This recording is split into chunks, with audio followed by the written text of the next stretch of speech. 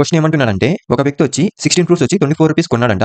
అదే విధంగా 8 ఫ్రూట్స్ వచ్చి 18 రూపీస్‌కి అమ్మాడంట. అంటే 16 ఫ్రూట్స్ కొన్నాడు కదా! దాంతో 8 ఫ్రూట్స్ అమ్మాడు. కాకపోతే 18 రూపీస్‌కి అమ్మాడు. మనకి ప్రాఫిట్ పర్సెంటేజ్ కనుక్కోమంటున్నాడు. ఇక్కడ 16 ఫ్రూట్స్ ఎంత కొన్నాడు? 24 రూపీస్ కొన్నాడు. మనం ఇక్కడ 16 ఫ్రూట్స్ అమ్మేద్దాం. మనకి ఎంత వస్తుందో చూద్దాం. దాన్ని బట్టి మనకు ప్రాఫిట్ తెలుస్తది కదా! ఇప్పుడు ఆన్సర్ ఎలా చేయాలో చూద్దాం. అతను ఎన్ని ఫ్రూట్స్ కొన్నాడు? 16 ఫ్రూట్స్ కొన్నాడు. ఎంత కొన్నాడు? 24 రూపీస్ కొన్నాడు. కాకపోతే అతను ఎన్ని ఫ్రూట్స్ అమ్మాడు? 8 ఫ్రూట్స్ అమ్మాడు. ఎంతకు అమ్మాడు?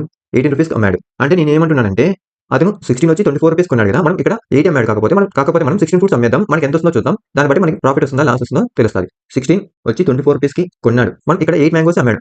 మనం 16 అమ్మేయాలంటే మనం దాంతో మల్టిప్లై చేస్తే మనకి 16 వస్తుంది. ఇంటూ 2 చేస్తే మనకి 16 వస్తది. ఇక్కడ కూడా అంతే. 8 ఇంటూ 36. అతను 16 ఫ్రూట్స్ వచ్చి 24 రూపీస్‌కి కొన్నాడు. అతను 16 అమ్మేస్తే అతనికి 36 రూపీస్ వస్తది. అంటే ఎంత ప్రాఫిట్ వచ్చినట్టు? 12 రూపీస్ వచ్చినట్టు. మన క్వెషన్‌లో ఏమంటున్నాడంటే ప్రాఫిట్ పర్సెంటేజ్ కనుక్కోమంటున్నాడు. మనం ప్రాఫిట్ పర్సెంటేజ్ ఎలా కనుక్కుంటామంటే profit by cost price. Cost price ఎంత? ఎంత కొన్నాడు? 24 రూపీస్ కొన్నాడు. బై 24 ఇంటూ 100 వేసుకుంటే మనకి ప్రాఫిట్ పర్సెంటేజ్ వస్తది. 1/2 అంటే 1/2 పర్సెంటేజ్ ఎంత? 50%. 50%